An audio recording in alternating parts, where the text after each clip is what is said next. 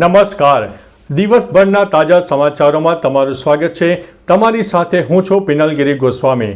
સમાચારો વિસ્તારથી જાણીએ એ પહેલા મહત્વના સમાચારો ઉપર એક નજર. મિત્રો, રોડ ઇન્ફ્રાસ્ટ્રક્ચરને લઈને સૌથી મોટા સમાચાર સામે આવ્યા છે.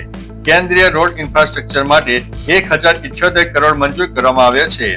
રાજ્ય સરકાર હેઠળના 41 માર્ગોના વિકાસ કાર્ય માટે કેન્દ્ર સરકારે 1078 કરોડ મંજૂર કર્યા છે.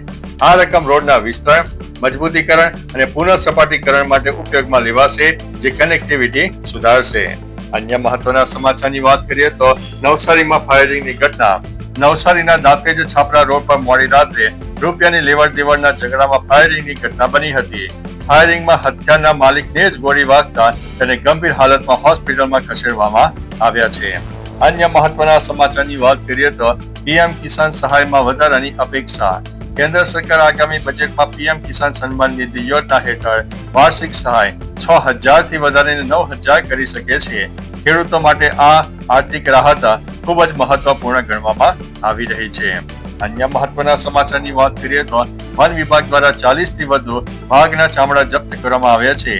ગુજરાતના એક મંદિરમાંથી દરોડા દરમિયાન 40 થી વધુ શંકાસ્પદ વાઘના ચામડા અને 133 નખ મળી આવ્યા છે, જેનાથી સનસનાટી મચી ગઈ છે. વન વિભાગે આ ગેરકાયદેસર પ્રવૃત્તિઓમાં સંડોવાયેલા લોકો સામે કડક કાર્યવાહી શરૂ કરી છે. અન્ય મહત્વના સમાચારની વાત કરીએ તો ગાંધીનગરમાં ટાઇફોઇડનો રોગચાળો. ગાંધીનગરમાં ટાઇફોઇડના કેસમાં સતત વધારો થઈ રહ્યો છે. 150 થી વધુ લોકો હોસ્પિટલમાં દાખલ થયા છે.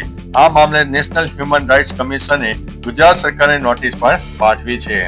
અન્ય મહત્વના સમાચારની વાત કરીએ તો અમદાવાદમાં માવઠાના નુકસાનના નામે લોન ફ્રોડ કૌભાંડ સામે આવ્યું છે. લોન અપાવવાના બહાને માવઠાના નુકસાનનું ખોટું વળતર મેળવવા માટે ખેડૂતોને છેતરતી એક ગેંગના સભ્યોની અમદાવાદ ગ્રામ્ય પોલીસે ધરપકડ કરી છે. આ ગેંગે ખેડૂતોના દસ્તાવેજોનો દુરુપયોગ કરીને લાખોની લોન મેળવવાનો પ્રયાસ કરતી હતી. અન્ય મહત્વના સમાચારની વાત કરીએ તો ભરૂચમાં કબૂતરબાજીનો પર્દાફાશ. યુકે જવા માટે લગ્નના ખોટા દસ્તાવેજો બનાવીને છેતરપિંડી કરનારા લોકો સામે ભરૂચમાં ગુનો નોંધાયો છે. પોલીસે કબૂતરબાજીના આ રેકેટમાં સંડોવાયેલા આરોપીઓ સામે કાયદેસરની કાર્યવાહી હાથ ધરી છે. અન્ય મહત્વના સમાચારની વાત કરીએ તો અમદાવાદની ગેરકાયદેસર હથિયારો સાથે એકની ધરપકડ કરવામાં આવી છે. અમદાવાદ ક્રાઇમ બ્રાન્ચે વાસણા વિસ્તારમાંથી 47 વર્ષીય વ્યક્તિની ગેરકાયદેસર રીતે 2 પિસ્તોલ અને 4 કારતૂસ સાથે ધરપકડ કરી લીધી છે. પોલીસે હથિયારોના સ્ત્રોત અને આરોપીના અન્ય ગુનાહિત જોડાણોની તપાસ શરૂ કરી છે. અન્ય મહત્વના સમાચારની વાત કરીએ તો વડોદરામાં ડુપ્લિકેટ પોલીસની ધરપકડ. સસ્તું સોનું આપવાના અને 10 કરોડની લોનના નામે કર્ણાટકના એક વેપારી સાથે 4.92 કરોડની છેતરપિંડી કરવાના કેસમાં ક્રાઇમ બ્રાન્ચે એક ડુપ્લિકેટ પોલીસની ભૂમિકા ભજવનાર આરોપીને ઝડપી પાડ્યો છે. આરોપીએ વેપારીને ડરાવીને પૈસા પડાવવાનો પ્રયાસ કર્યો હતો.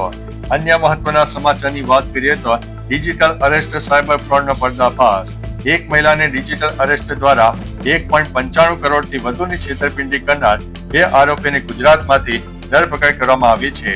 આ સાયબર ગુનેગારો ફેક્ટ ક્રિપ્ટો કરન્સી અને ટ્રેડિંગ અને ડિજિટલ ધમકીઓ દ્વારા નિર્દોષ લોકોને નિશાન બનાવતા હતા. તો ચાલો મિત્રો, ફરીથી દેશ અને દુનિયાના સુપરફાસ્ટ સમાચાર લઈને મળતા રહીશું. ત્યાં સુધી અમને રજા આપશો. નમસ્તે.